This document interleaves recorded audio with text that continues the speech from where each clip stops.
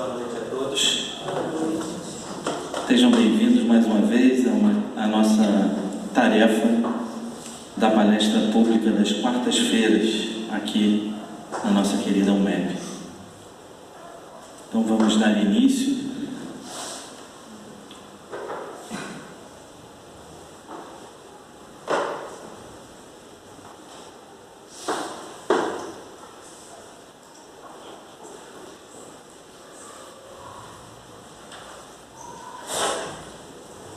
Texto do livro Sinal Verde, pelo Espírito André Luiz, de Francisco Cândido Xavier.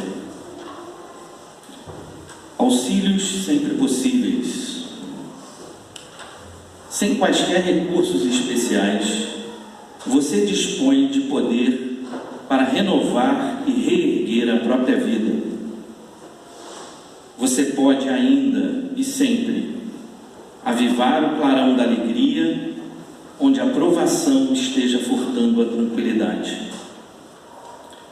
Você pode atear o calor do bom ânimo onde a coragem desfaleça. Você pode entretecer o ambiente precisa a resignação onde o sofrimento domina. Você pode sempre elevar a vibração do trabalho onde o desânimo apareça. Você pode colocar a flor da paciência no espinheiro da irritação.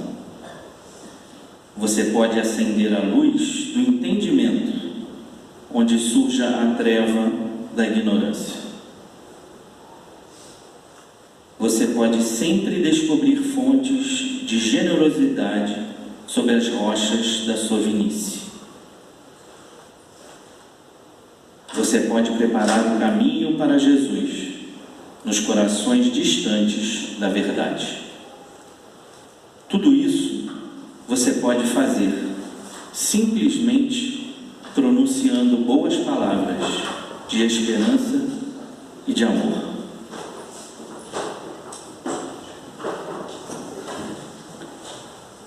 Vamos fazer a nossa prece.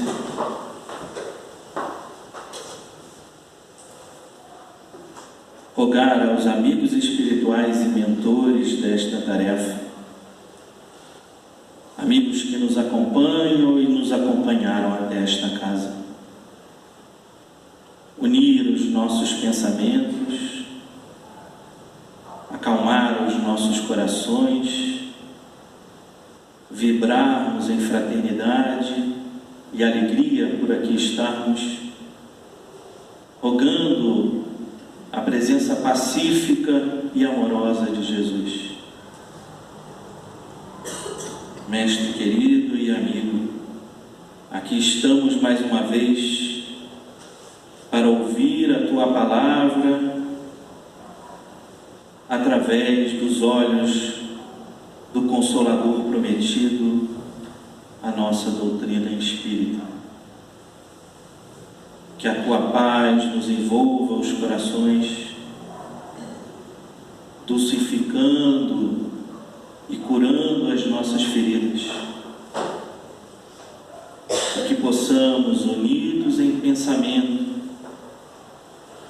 a Ti e aos Teus prepostos, os espíritos amigos que conosco convivem aqui, ter uma noite de conhecimento, de introspecção, de reflexão, preparando as nossas ações do porvir.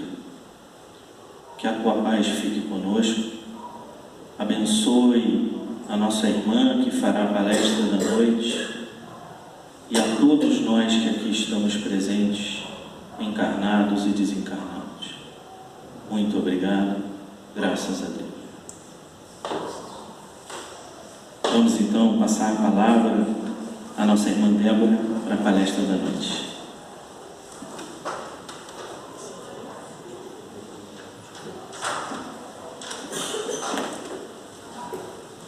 Boa noite a todos. Muito bom vir quarta-feira à noite, uma data da semana que eu nem sempre consigo. Hoje nós conseguimos vir. E é bom rever os rostinhos que vêm na quarta, que não vêm sábado, quando eu venho mais vezes na casa fazer as reuniões. Então, que a gente tenha momentos de paz e de reflexões. E eu combinei com o Alexandre, a gente estava rindo aqui, porque eu pedi para ele assim, não fala o tema, porque eu vim falar de amorosidade. Alguém leu? Ele ficou me olhando, tipo, eu não posso falar. Vocês leram alguma coisa sobre o tema de hoje? Estava escrito lá que eu ia falar sobre amorosidade, com um ponto de interrogação? Não, né? O povo não leu. Eu quero que vocês entendam isso. Eu vim falar de amorosidade, tá bom? Vou mostrar o tema. O suicida está perdido para sempre? Essa é uma pergunta e é o tema que a gente vai desenvolver hoje em pensamento. Mas lembrando que eu vim falar de amorosidade e é isso que eu quero que a gente conclua no final da nossa conversa essa noite. Conceitos. Então, como a gente gosta de começar a casa pelo alicerce, a gente foi tirar ali as funções da nossa gramática, né, dos nossos conceitos técnicos, e depois a gente vai para o conceito da doutrina espírita. Então vamos ver. Dado que o suicídio afeta todos os aspectos da vida humana, ele deve ser estudado, levando-se em conta os componentes físicos, sociais, mentais, etc., e que, em consequência, obedece a uma causa múltipla. A cada um desses componentes corresponde um ângulo de análise, e a cada ângulo uma definição patológica, sociológica, moral, filosófica e etc. Estas não devem ser necessariamente contraditórias, mas complementares. Essa é a definição do ato de se tirar a própria vida, segundo o dicionário da nossa língua portuguesa. Quando a gente lê isso, tem algum acolhimento nessa definição? Tem, gente? Vocês vão fazer reunião comigo, então vão se acostumando que eu vou fazer umas perguntas. Só para a gente aquecer. Não existe acolhimento. Vamos para a definição do nosso conteúdo de doutrina espírita? Está lá no livro Loucura e Obsessão, de Manuel Filomeno de Miranda, psicografado por Divaldo Pereira Franco, que diz assim: o suicídio é a culminância de um estado de alienação que se instala sutilmente. O candidato não pensa com equilíbrio, não se dá conta dos males que o seu gesto produz naqueles que o amam. Como perde a capacidade de discernimento, apega-se-lhe como única solução, esquecido de que o tempo equaciona sempre todos os problemas, não raro melhor do que a precipitação. A pressa nervosa por fugir, o desespero que se instala no íntimo, empurra o inferno para a saída sem retorno. Temos uma definição diferenciada do dicionário? Existe aqui além de uma explicação, existe um acolhimento. Se diz os motivos do ato, os porquês e as consequências, de certa forma. E aí, como é que eu dividi essa nossa conversa hoje? Eu vou trazer coisas da nossa sociedade, que a gente vê agora, vai ver o mês inteiro, Setembro Amarelo. E depois a gente vai focar na nossa linguagem espiritual, tá bom? Então vamos lá. Destacando a visão psicossocial. Essa é uma campanha do Conselho Federal de Psicologia e do Conselho Regional de Psicologia, dizendo que o suicídio e os desafios para a psicologia, porque isso fala diretamente a todos nós psicólogos. Então, por quê? Porque isso é uma área da saúde mental que afeta todo mundo. Existem qualidades que a pessoa desenvolve com o passar do tempo que nem todo mundo sabe. E esse olhar faz toda a diferença. Depois nós viemos aqui para uma Associação Brasileira de Psiquiatria, que também faz essa campanha, dizendo que Setembro Amarelo, mês de prevenção ao suicídio. Existia até um tempo atrás muito tabu e muito receio de se falar do suicídio, porque se tinha a ideia de que se incentivava o ato. Com o passar do tempo, foi visto que a falta, a ausência de informações fazia com que as pessoas tivessem muito mais falta de informação e que talvez a informação viesse salvar vidas. E é isso que a doutrina dos espíritos, os espíritos nos falam.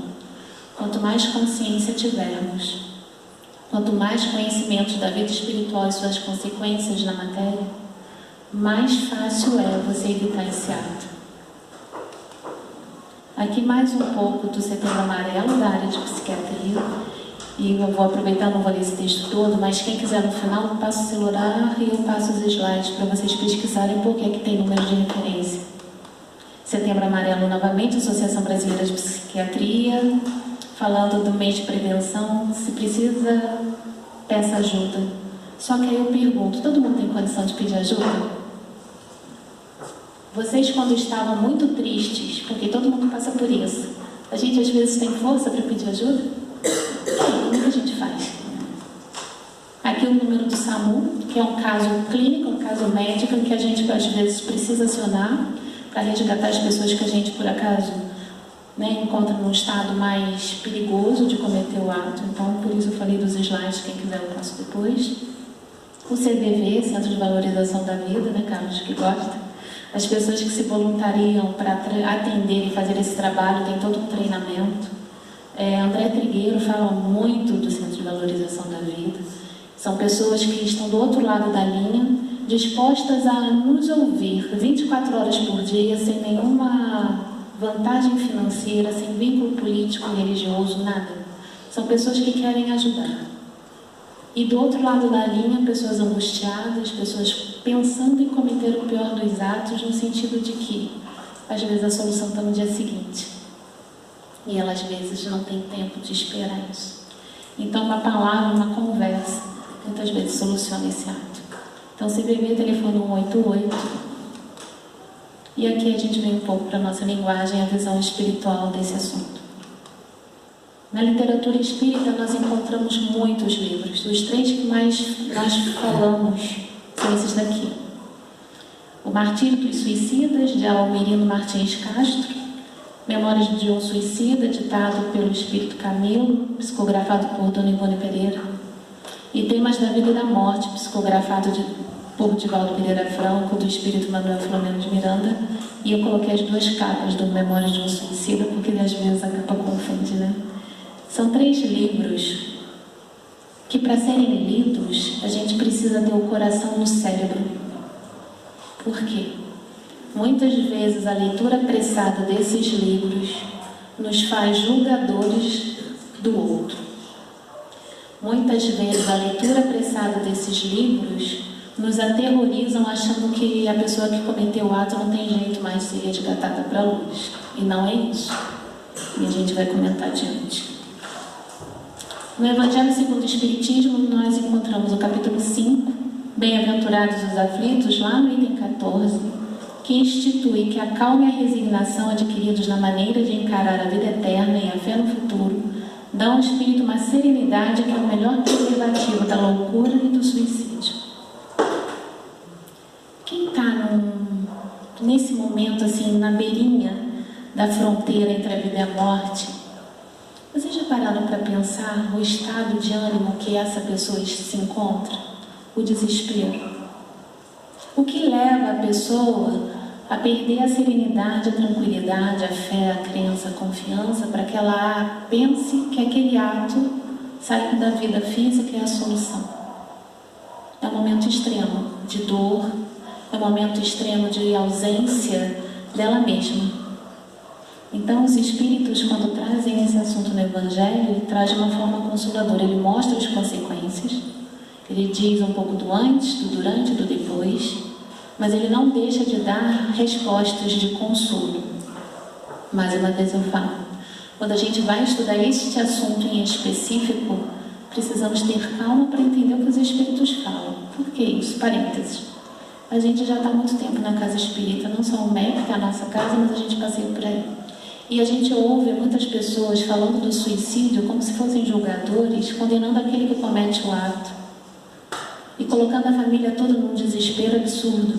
E as coisas não são assim. Já ouvi falar muita coisa que deixa a pessoa tão aflita que ela vai embora, ao invés dela ter vindo aqui receber acolhimento e força, ela sai daqui desesperada, porque ela acha que aquela pessoa que ela ama está num momento horroroso no plano espiritual. E aí eu faço a pergunta: Deus é amor ou Deus julga? Vocês estão em dúvida? Se Deus é amor, ele condena? Não. A pessoa vai ter que reparar o erro cometido, impensado? Sim. Mas como ele vai reparar? Da maneira que Deus achar melhor. Toda conduta errada tem atenuante. O direito criminal está lá, né? Se o direito criminal humano tem atenuantes, vocês acham que a lei divina não tem? Uma pessoa que comete suicídio por estar sofrendo um transtorno mental, ela é julgada da mesma forma daquela pessoa que é extremamente materialista e perde tudo de um dia para o outro e faz isso sem pensar? É a mesma moeda? Não é mais e não é menos, mas vocês concordam que é diferente? Uma criança que sofre bullying na escola se atira da última janela da escola é a mesma coisa do que aquele senhor de idade que recebeu um diagnóstico dizendo que ele tem poucos dias de vida? O motivador é o mesmo? Podem ser julgados da mesma forma? Se nós, com a nossa consciência ainda tão pequena da vida real, a gente consegue perceber a diferença, o que Deus não faz por nós.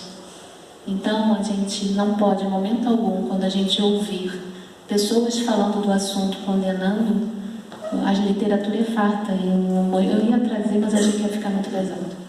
Dizendo assim, quem fala desse assunto dentro da doutrina espírita e condena, julgando, é sinal de que ele não aprendeu nada da doutrina dos espíritos, então a gente tem que tomar cuidado, tá bem?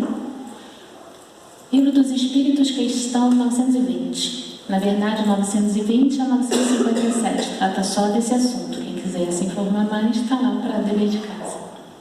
Diz assim: lemos que a vida na Terra nos foi dada como prova e expiação, e depende de nós mesmos lutarmos com todas as forças para sermos felizes o quanto pudermos, amenizando as nossas dores, e esse tema pode ser estudado na parte 4, Esperanças e Consolações, das penas e infelicidades relativas.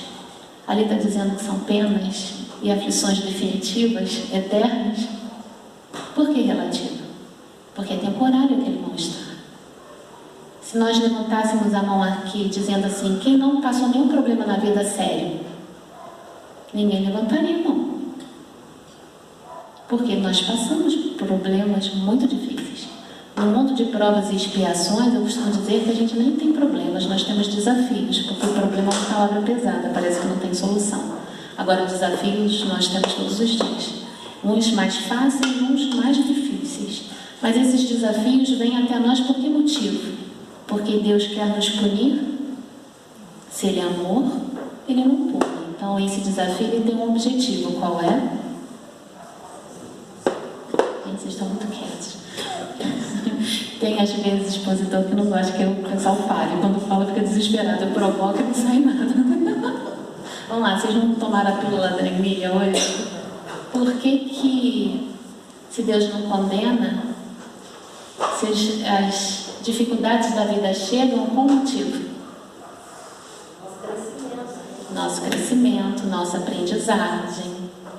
Os desafios foram feitos para mostrar a nós mesmos a nossa força, a nossa capacidade de reverter a situação. Não é outro motivo. Por pior que seja o momento, não importa. Um problema material, um problema de saúde, um problema afetivo, um problema psíquico. Tudo se resolve. Pode não ser às vezes do jeito que a gente quer, mas se resolve.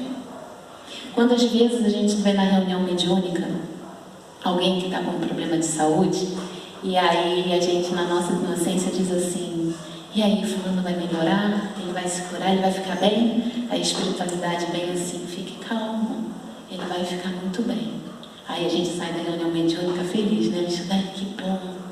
No dia seguinte ele desencarna. Aí, quem não tem fé, confiança, fala assim, nossa, mentiram pra mim. Falou que ele ia ficar bom? Desencarnou. Aí a gente pergunta assim, você é espírita, já conhece, já estudou? Você ainda não entendeu o recado? Agora ele está bem, porque no plano espiritual ele entra mal e sai bem, diferente dos hospitais na Terra, que a gente às vezes entra bem e sai mal. Lá a gente chega mal às vezes. Só que lá há um processo de recuperação do perispírito e cura real. Do perispírito, corpo espiritual, e do seu íntimo, do seu psíquico. Então, quando a espiritualidade diz que vai melhorar, a gente fica com receio. Dá vontade de perguntar do lado de cá ou do lado de lá da vida? A gente agora tem que começar a perguntar desse jeito. E aí a gente aproveita o parênteses. As reuniões mediúnicas são uma bênção nas nossas vidas, por mais difíceis que muitas vezes elas são. Porque ali a gente vê alegria e vê muita tristeza. Muitas felicidades e muitos desesperos, mas é uma lição de vida. Sabe? Então os livros que narram reuniões mediúnicas, peguem para ler, porque é um conhecimento muito bom. Diz assim: toda experiência física, por mais penosa que seja, é uma bênção concedida por Deus para o nosso crescimento, a benefício de nossa reparação dos enganos do passado, aprendizado e evolução a que somos destinados. Se nós olharmos a história, quantos equívocos nós já cometemos? Quantas encarnações nós já vivemos? Por isso a nossa carteira de identidade não conta a nossa idade real. Sinto informar. Quantos milênios nós temos? Quantas coisas a gente viveu, quantas tentativas de acerto nós experienciamos e no final o resultado foi negativo e a gente não esperava aquilo. Todas as dificuldades plantadas por nós, conscientes ou inconscientes, a gente vai precisar reparar, mas esse reparo não precisa ser pela dor. Então aquele que comete o ato do suicídio não precisa reparar pela dor. Quantas reuniões mediúnicas nós vemos pessoas com pouco tempo de terem morrido, se matado, vem na psicografia dizendo: fique calmo que eu fui resgatado, fique calmo que eu estou no plano espiritual sendo cuidado, estou com meus familiares XYZ, mas eu tenho uma dor profunda do arrependimento, porque eu vi que sair pela porta dos fundos não resolveu a minha dor. É isso que acontece. Vamos nós para as reflexões. Nós espíritas, aqueles que professam um pensamento de base filosófica, científica e religiosa sobre a vida e o viver, precisamos aprender a olhar com amorosidade para nossos irmãos e a humanidade que cometem ou tentam cometer o ato de tirar a própria vida. Já há dor demais ali para julgá-lo, condená-lo. Afinal, se assim agirmos, o que de fato aprendemos com a doutrina dos espíritos? E assim, o que estamos fazendo aqui, agora? Mês passado, quantas notícias nós tivemos na cidade de atos de suicídio consumados? Na avenida nós tivemos 2. E foi bem triste.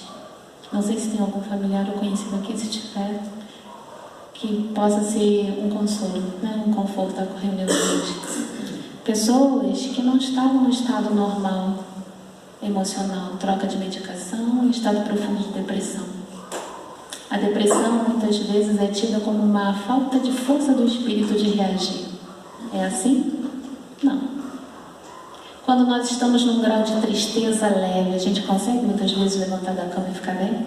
A gente consegue se alimentar uma leve tristeza. Conseguimos? A depressão é 1000 vezes maior do que isso, porque ela atinge todos os fatores emocionais e psíquicos de uma pessoa. Ela não tem força para nada, nem para pensar. E uma pessoa nesse estado, ela tem condições de ela saber raciocinar o tempo todo do que é certo e errado. Se ela está com dor, ela quer tirar o quê? A dor. Se nós estamos com o sapato apertado, qual é a nossa intenção? Tirar o sapato, de preferência chutar ele para bem longe. E a gente ainda fala para ele assim: nunca mais eu calço você. Está me incomodando, não é? Então quem tem uma dor emocional, que não sabe nem explicar o que que ela quer? Fica livre da dor. E se ela não está em condições emocionais equilibradas, ela tem condições de fazer esse tipo de julgamento? Não tem. Se ali já tem dor suficiente, o que sou para julgar? Antigamente não era muito pior. A pessoa, quando cometia esse ato, a família era proibida de uma série de coisas dentro da igreja e o corpo não poderia ser sepultado no cemitério da cidade, junto à igreja, porque antigamente, vocês sabem, né? O cemitério ficava nos fundos da igreja. Lembra aqueles filmes que a gente vê? É exatamente aquilo ali. Não podia, tinha que ficar num canto, porque ele cometeu um pecado.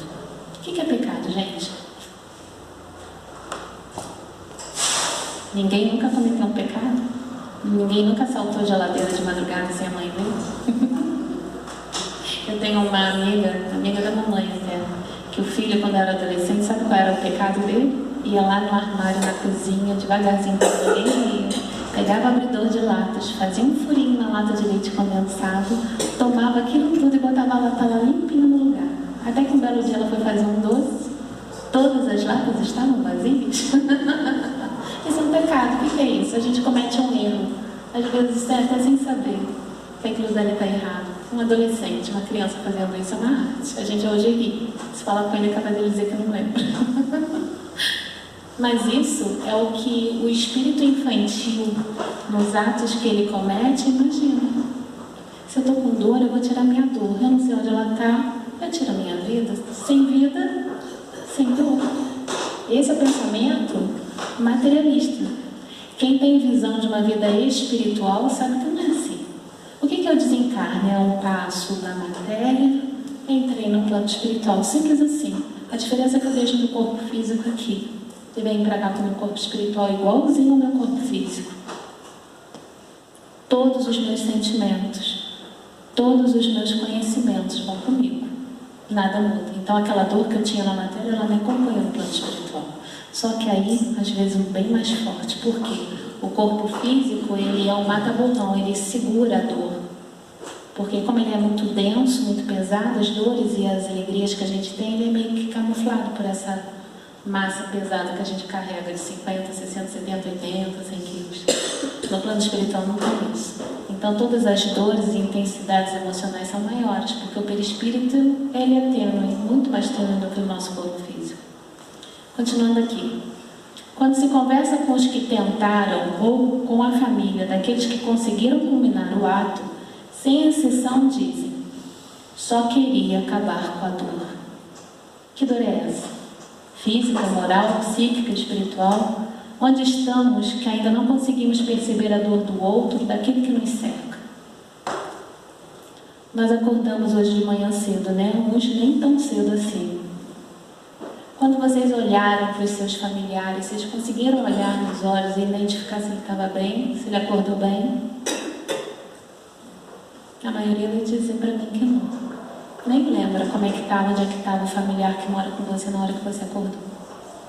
Ele estava onde? Estava dormindo, estava no banheiro, estava no quarto, estava na sala, já tinha saído. Onde é que ele estava? Vocês lembram? A maioria vai me dizer que não.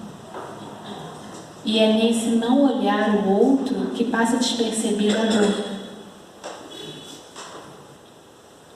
Eu vou tentar no final falar uma coisa para vocês que agora eu não posso adiantar, mas poucos minutos nos servem para salvar alguém.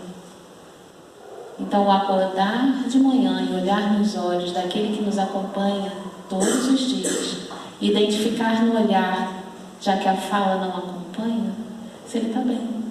Isso serve para marido, esposa, filho, sogra, tio, não importa. Quem trabalha nas nossas casas. Vocês conhecem Floral de Barro? Levanta a mão para mim. Que bom. Lá em cima tem alguém? Ninguém levantou a mão. Olha só, Bach, ele estudou que todas as plantas daquela região dele emitiam uma emergência frequencial de cura, como a própria homeopatia funciona. Só que é diferenciada porque a homeopatia tem outras químicas da natureza, outros elementos vibracionais dizimados que vão fazendo com que as moléculas aglutinadas, quando entram no nosso organismo, hajam no perispírito, por isso funciona. Para algumas pessoas de forma lenta, de outras de uma forma bem acelerada. Eu não sou um exemplo que para mim é acelerado, não demora a fazer efeito. E Bach viu que essa frequência vibracional existia nas flores. E ele reuniu 38 plantas, flores, do seu local de nascimento e começou a estudar. E ele começou a selecionar, dizendo o que cada flor iria atingir frequencialmente. E ele desenvolveu um laboratório e começou, é o que hoje a gente usa como florais de grupo. Esse é um resumo bem resumido, tá, gente? Mas não tem tempo de falar. Mas o que eu quero dizer é isso. Ele tinha uma empresa, um laboratório simples, mas era dele. E ele ficava na porta de entrada, recebendo todos os funcionários. Bom dia, tudo bom? Entra. Bom dia, isso aí com você, isso aí com você. Dormir, cair da cama, não importa. Todo mundo passava por ele. Quando chegava um funcionário, ele olhava. Você não está bem hoje, né? Ele disse, não, meu filho passou mal a noite toda, não dormiu, eu discuti com a minha esposa, eu estou com um problema. Ele disse, não se preocupe, volta para casa, relaxa, tenta resolver. Amanhã você volta, seu dia de trabalho vai ser cumprido sem desconto. Por quê? Entendia que a vibração do funcionário alteraria a energia das flores na manipulação em laboratório. Ele não era espírita, cientista. Mas a energia do outro nos altera. O olhar nos olhos do outro de quem convive conosco é indispensável para que a gente descubra essa energia e veja se tem alguma coisa sendo alterada ali, silenciosamente. Uma pessoa quando diz que quer acabar com a própria vida é um problema? Sim, é porque a gente fica, né, tenso, com as orelhas em pé, a pulguinha atrás da orelha. Mas pior do que a pessoa que fala é a silenciosa que você nunca podia imaginar. E é essa que a gente precisa descobrir na convivência e no olhar. Seguindo. Vivemos num mundo de provas e expiações. Nada aqui é simples. A Terra é uma escola onde temos a oportunidade de demonstrar nossas forças, persistência, sabedoria, confiança e fé. Precisamos lutar muito para conquistar e manter as coisas que temos a nível material e mesmo moral e espiritual. Mas tudo tem um limite e um real valor. A sociedade mostra no mundo digital uma pseudo-felicidade, como se a ordem geral fosse você é obrigado a ser feliz. E há pessoas mais sensíveis emocionalmente por diversas razões, traumas desta vida e de outras, que acreditam não conseguem perceber que o que o outro ou a sociedade dita como norma ou normal nem sempre é melhor para ele e para nós. A falta de maturidade ou de orientação da realidade da vida, daqueles que criam, cuidam ou quem se convive faz muita diferença. O que a sociedade e a mídia põe todos os dias? Vamos olhar lá no Instagram, TikTok, o que mais? Facebook, qualquer coisa assim. Não critico, tem muita coisa boa ali em matéria de pesquisa se a gente souber pesquisar a fonte. Para quem gosta de ver o lado negro da fonte, também é uma boa reserva de coisas ruins. Mas nós que somos normais, equilibrados, a gente vai procurar a luz. Então tem muita coisa boa ali. Mas o que é vendido? Felicidade. Alguém posta lá tristeza? Dei uma topada de manhã cedo, machuquei meu dedo, estou até agora arrancando. Alguém faz isso? O que se faz? Fotografa o prato do almoço, do jantar, para mostrar para o outro, não para ter satisfação de que ela teve dinheiro e condições de pagar um almoço, enquanto tanta gente morre de fome. Comprei um carro novo. Para quê? Para mostrar para o outro que ele tem e você não tem, enquanto tantas pessoas andam a pé. Ou de ônibus daquele de lotação que não dá para tirar o pé do lugar, senão você não bota mais. Existe o que então no mundo digital? Uma competição, uma demonstração de ego profunda. E que quem não tem uma estabilidade, um amadurecimento espiritual que a gente planta desde pequeno, como as crianças que estão aqui na evangelização, quando elas chegam na fase um pouquinho mais da adolescência, madureza e a velhice, os idosos, ela não tem estrutura para aguentar a pressão de que o mundo é perfeito no mundo digital. O maior índice de suicídio hoje em dia, tem um livro da Joana que diz que até 2026, ou seja, daqui a 2 anos, o maior índice de mortes serão os suicídios. E que eles hoje campeiam com as crianças menores e com os idosos. Faixas de idade que até então não eram observadas. Porque um idoso cuida de nós a vida inteira. Quando é a hora dele ser cuidado, ele é relegado a um cantinho qualquer. Quem aguenta isso? Imaginemos nós, daqui a 40, 50, 100 anos, bem velhinhos. Quem vai cuidar de nós? O que a gente está plantando hoje para garantir essa colheita amanhã? Será que a gente também vai para o cantinho do esquecimento? E quando a gente for para o cantinho do esquecimento, a gente vai ter maturidade de passar esse momento de prova de uma forma digna, ou a gente vai pensar também de sair pela porta dos fundos? É isso que a sociedade tem mostrado para a gente nas pesquisas. Muitas pessoas estão saindo pela porta dos fundos, porque não aguentam ver que não são amados e cuidados. E essa é a dor, uma das duas, no silêncio. Deus é um Pai de amor, bondade e sabedoria. Não nos pune, não nos cobra, não se vingue, nem erra em seus desígnios divinos. Somos nós que nos embaraçamos em nossas escolhas e com isso nos tornamos responsáveis pelas consequências. Mas mesmo assim, o amor dele por nós atenua nossas faltas, nossos enganos, sempre nos dá chances de recomeçar. Quem já leu aqui a coleção de André Luiz, Nosso Lar? Lembra que lá é falado do suicídio direto e indireto? Quem lembra? Levanta a mão aí para ver como é que está de estudo de gente, que horror, muito pouco. Vocês não estão lembrando? Não. Existe suicídio direto e indireto. Qual é o direto? O direto, a pessoa tira a própria vida ali no ato em consequência. Tira por uma janela, coisas do nível. A gente não precisa falar que todo mundo sabe. E o indireto? O indireto, às vezes, ele é até bom. Olha que tristeza. Comer demais, dormir tarde demais, não dar descanso ao seu corpo físico, ele pifa antes da hora e você vai embora. Bebidas, sexo desregrado, não são coisas tão ruins assim, são? São, gente? Então, a porta larga que o Cristo falou, ela nos leva para lá. A porta estreita de você ser equilibrado nos seus atos sociais, ele é muito mais difícil. Comer com equilíbrio, relacionamento sexual com equilíbrio, bebida alcoólica é dispensável porque o nosso organismo não precisa de álcool para se manter. Isso é uma questão de ciência e bom senso. Dormir, velocidade, excesso de... Então, com carro, nossa, com um bom carro, uma estradinha boa, né? Ninguém esquece que do outro lado tem o desencarne, mas tá bom. Por isso que era bom os carros que não eram automáticos e a estrada era cheia de buraco, né? Pelo menos o pessoal se mantinha, mas hoje tá difícil. Mas são coisas do nosso dia a dia que tem um lacinho vermelho de felicidade e a gente troca os pés pelas mãos. Quem aqui consegue dormir antes das 11 horas? Levanta a mão. Antes das 11. Só vale uma vez. Quem dorme aqui depois de meia-noite? Gente, que horror. Lá em cima vocês nem se manifestam, né? Ninguém segue. O pessoal lá em cima fica escondido, não participa, entendeu? Mas eu pego isso. O que acontece? No nosso sistema límbico, a gente tem um processo chamado circadiano. Todo o nosso organismo é feito para apagar, e ligar e desligar. Oi, minha lindinha. E o que acontece? Quando a gente tira férias lá no interior, que tem as galinhas lá ciscando, tem uma hora que elas começam a se recolher sozinhas, não são assim? O gato, não vai todo mundo procurar o seu cantinho?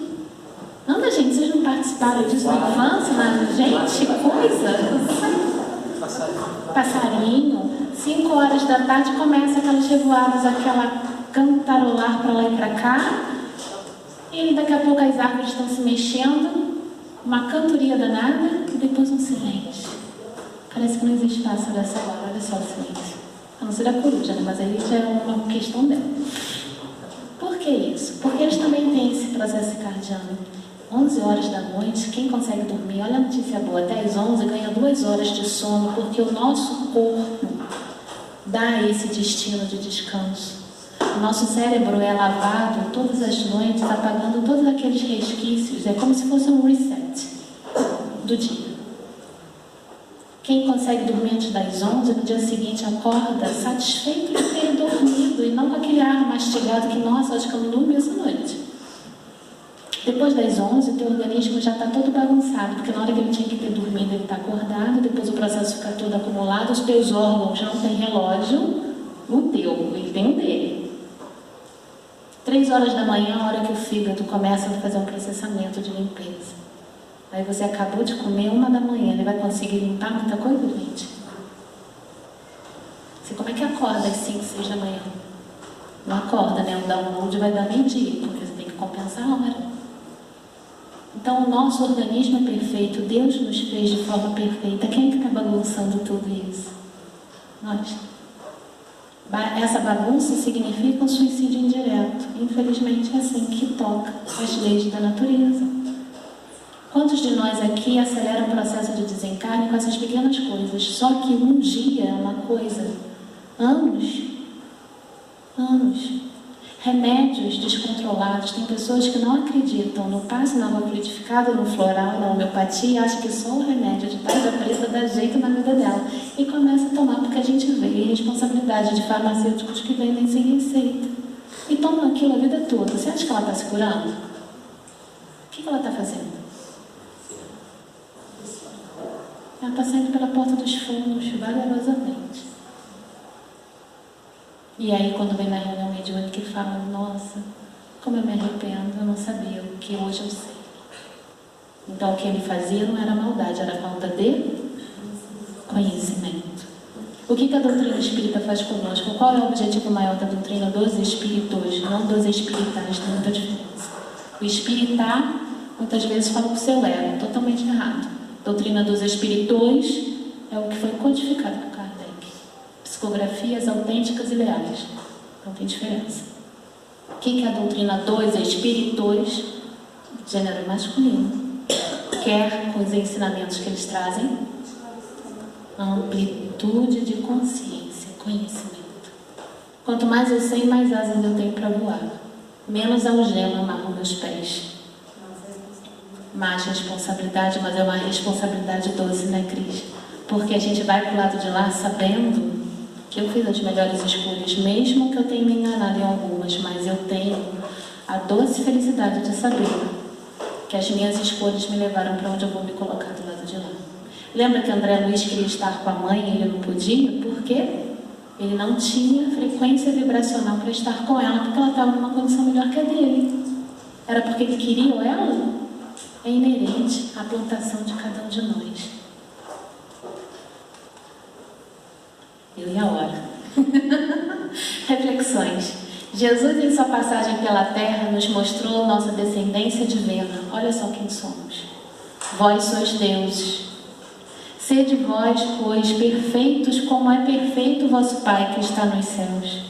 Vós podeis fazer o que eu faço, muito mais. Então, para as pessoas que a gente encontra pela vida que estão num estado de profundo desespero, porque perderam o trabalho, houve um divórcio, um filho morreu, a mãe desencarnou, tantas coisas ruins, né? Pessoas que ainda se envolvem em políticas públicas, uma confusão danada política, que tomam as dores até de brigas de partido de futebol.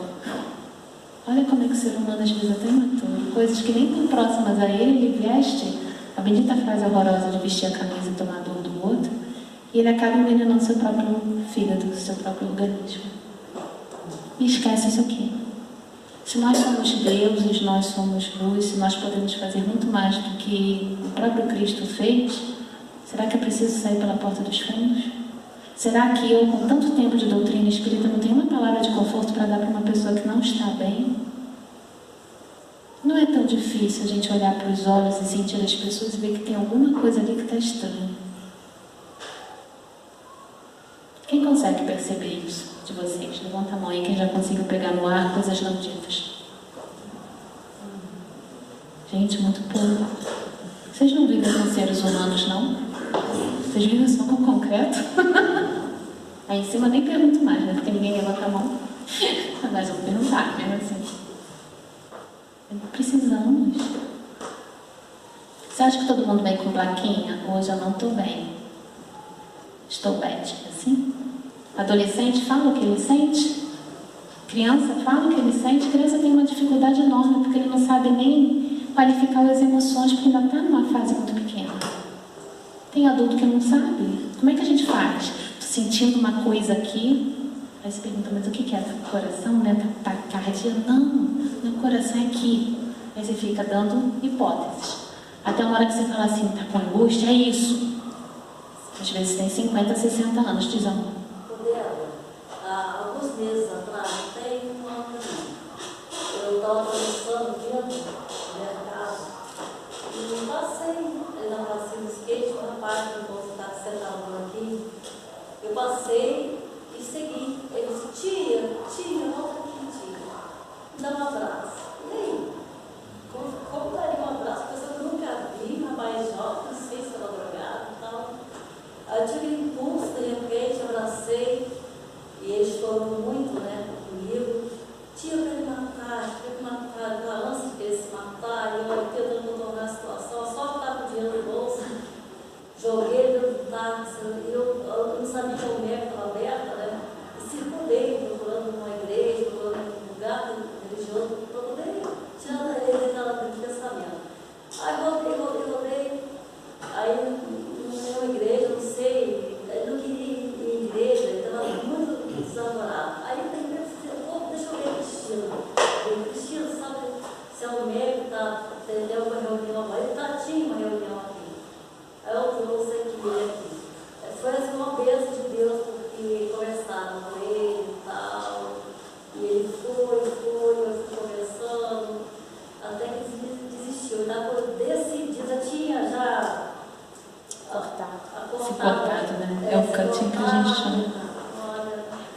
gente observa muito isso, esse desespero que a sociedade hoje está empurrando a todo mundo. Mesmo você tendo uma condição boa familiar e financeira, se você não prestar atenção aonde você está sendo levado, você é enrolado nesse vendaval. Porque existe uma angústia no ar. Lembra que a gente está saindo do mundo de provas e expiações e já estamos dentro do início da regeneração? Vocês acham que os espíritos que vão ser retirados daqui estão felizes? O que eles querem? É tipo assim, eu estou mal, quero ser mal também. Já que eu vou embora, quero levar alguns comigo. E o processo de obsessão, de indução de coisas negativas é muito forte, porque a gente está o tempo todo com uma preocupação, com medo, com receio. Isso é o que? Um plug em que os espíritos mais pesados se ligam a nós se a gente não tomar conta. Ainda bem que o MEP estava perto. Então, assim, todas as vezes que a gente encontra alguém num estado assim como a Vandinha achou, mas a gente deve orar. Qual um dos melhores mecanismos? Estou passando rápido aqui para o doutor. Eu estou longe. Mas vai dar tempo de falar o que eu quero. Qual o mecanismo que nós temos andando na rua para ajudar alguém? Porque a gente tem medo. Rio de Janeiro, então, a gente nem se atreve. Porque a gente não pode nem atender um celular e tirar da bolsa, a gente tem que entrar numa loja para poder falar. E nós passamos por corpos caídos no chão de jovens e adultos que se drogaram a noite toda. E ficam igual um graveto de madeira. Ali no centro histórico, no Rio, a gente vê isso. As pessoas passam por cima como se não fosse nada. Dá para ajudar? Não dá. Então, o que a gente faz? Oração. Essa é a nossa maior ferramenta. Já que eu não posso fazer, que a espiritualidade faça por mim, aquilo que ela pode fazer melhor do que eu. Que o mentor espiritual daquele ser ali caído, daquele ser angustiado, possa, de alguma forma, encontrar forças e luz para socorrer aquelas pessoas. Quando a gente sabe de alguém que tirou a própria vida, é um dos nossos primeiros pensamentos, que a espiritualidade possa acolher. E também os familiares que ficam, porque também ficam destruídos. É um ato que envolve a todos. Até a nós, quando a gente lê e tem as notícias, como tivemos mês passado, dá uma sensação estranha. Porque o que a gente pensa? Nossa, será que não tinha ninguém ali para ele? Não é erro da família não, tá? É porque às vezes a dor é tão grande que a pessoa é tão silenciosa, ela consegue camuflar tanto, que ninguém realmente percebe. Esse que é o perigo. A pessoa que anuncia o desejo de cometer o ato, aquelas que já tentaram, a gente fica em alerta. E é um trabalho árduo conseguirmos mudar essa chave de pensamento. Mas os silenciosos, os que estão em tratamento de transtorno mental, quando tem mudança de medicação, por favor, fiquem com as antenas ligadas, porque tem um risco muito grande.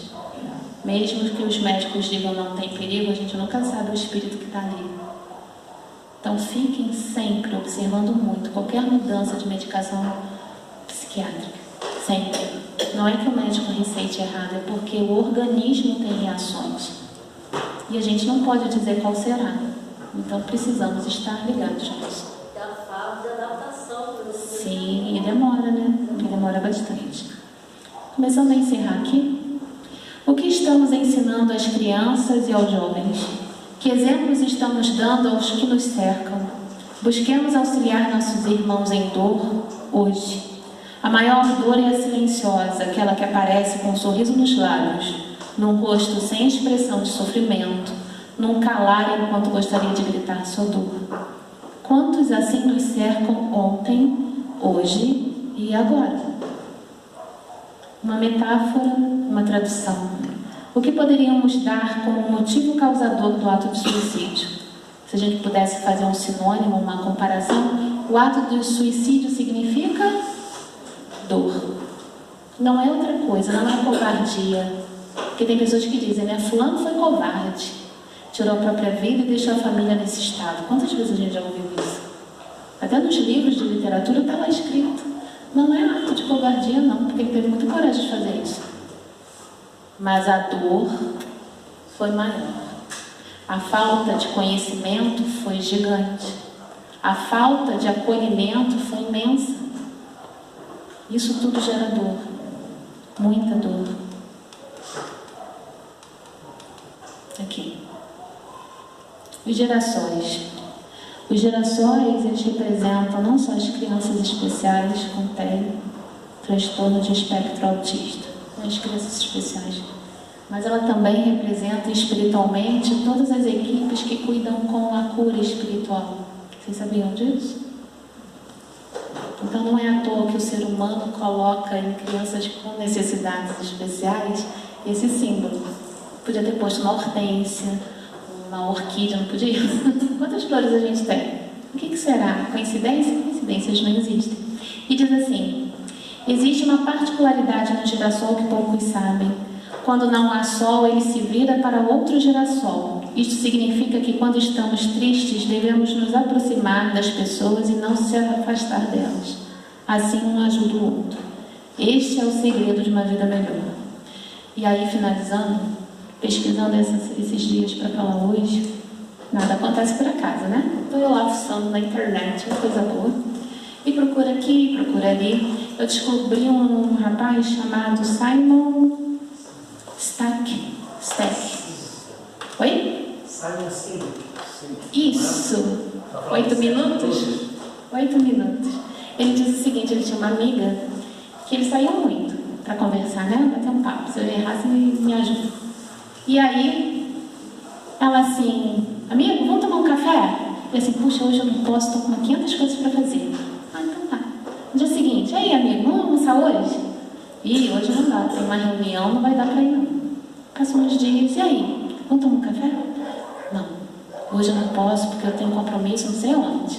E assim foram os dias.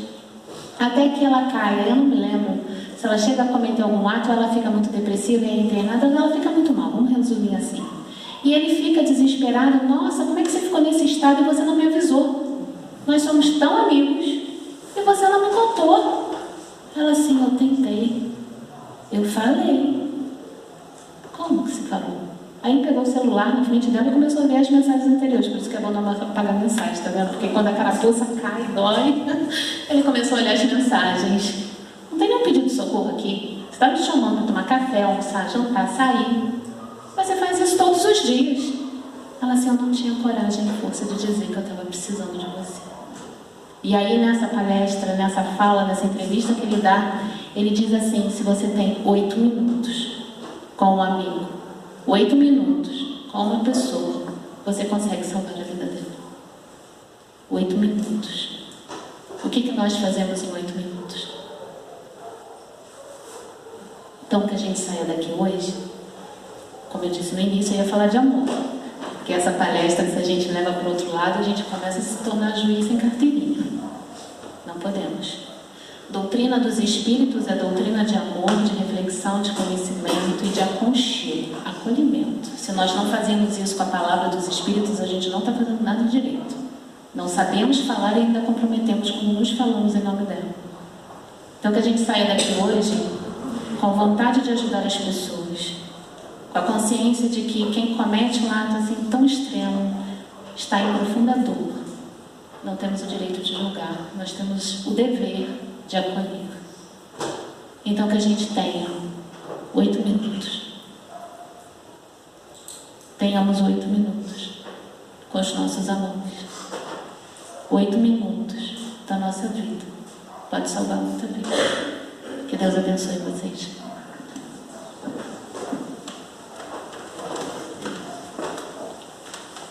Obrigado, Débora, por um tema sensível, com leveza e profundidade. Obrigado, Débora. Vamos encerrar com uma prece de gratidão. Vou pedir ao Fernando para vir. E já eu dou os recados, tá?